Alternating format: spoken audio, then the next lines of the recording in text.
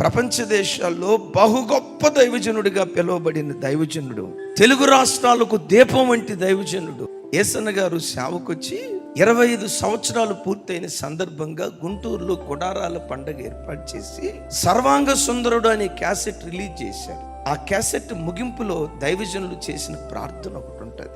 ఈ 25 సంవత్సరాలు సేవలో మమ్మల్ని నిలవబెట్టింది నీ దీర్ఘశాంతమే మమ్మల్ని నిలవబెట్టిందయ్యా.